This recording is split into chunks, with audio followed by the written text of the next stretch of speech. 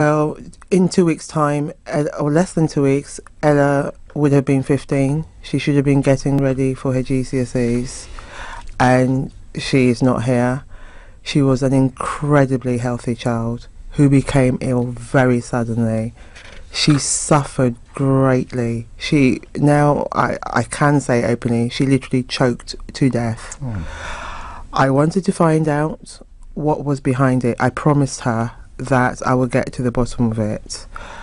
I also know I live in a borough that hospital admissions for asthma are the second highest in London.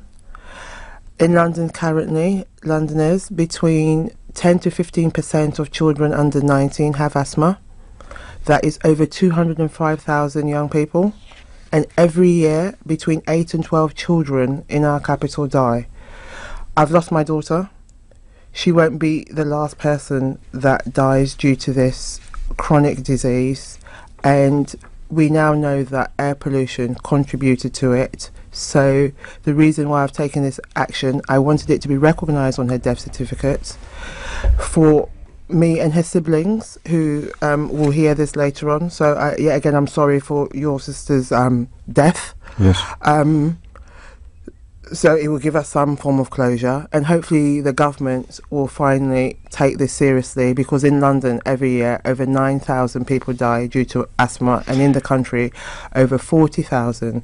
And James, in cities across the country, people email me all the time. Manchester, Glasgow, Northern England, everywhere this is a problem. So something has to be done. And to clarify, one of the main grounds for the Attorney General's decision today, this report by Professor Stephen Holgate, an authority on asthma and air pollution, tracked what we would call spikes in pollution and was struck by what he described as a striking association between Ella's hospital admissions, emergency hospital admissions. Every parent listening has had that dread experience of taking a child to A&E not knowing what was wrong, or almost every parent.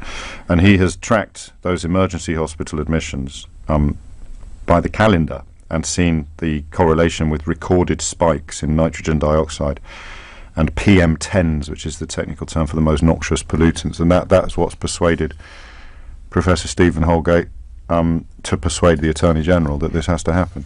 He has. This is my first opportunity to say thank you to him. Good.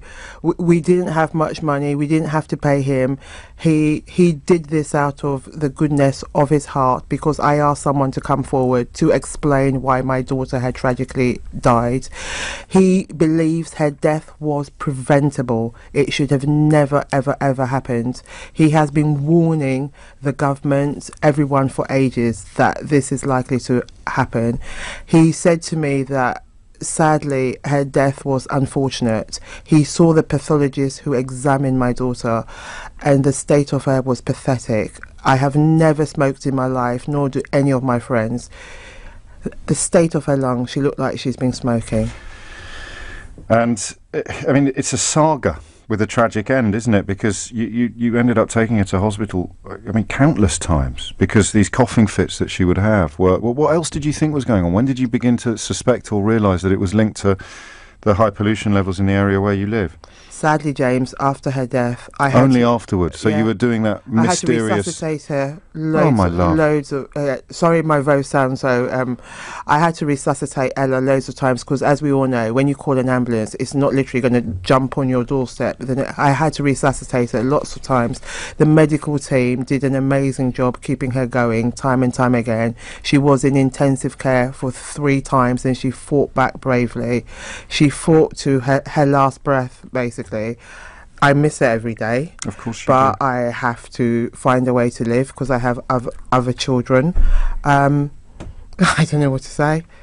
But when was it suggested to you? When did the word pollution appear in your conversations? At the first inquest, they said her triggers were due to do with something in the air. Right. And that's when the penny began to slightly drop. I still Yes. didn't know because the air. But none of the doctors, none of the people that had been treating her asthma or her emergency coughing fits had suggested or No. suspected this. No, we were looking for a medical reason because she was so ill. Of course you were. An internal Yes. explanation as opposed to an Yes. external one. Yes, this isn't about blame. No. They You're miss amazing it. for that, because I almost hesitated to ask you that question, No. because I think many of us listening to your story would think that we'd harbour They quite did. ill feelings towards the doctors. She had so many tests, cystic fibrosis. I know it's a long shot. That's how desperate we were. We were Yes. going to look abroad. We just didn't get enough time. Oh.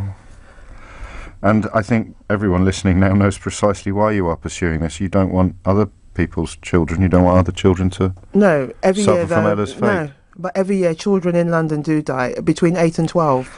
And of course, it's never on their death certificate. That's Never. part This of has your never mission, happened. isn't it? For Ella to become the first person upon whose death certificate illegal levels of air pollution appears. Yeah. Because that's the other point we're missing. It's illegal. It is. It's not just here. 600,000 children across the globe die every year. So this, I'm surprised this has never happened before. But it's been a fight, and it's only just started from today, really. We've got a long way to go.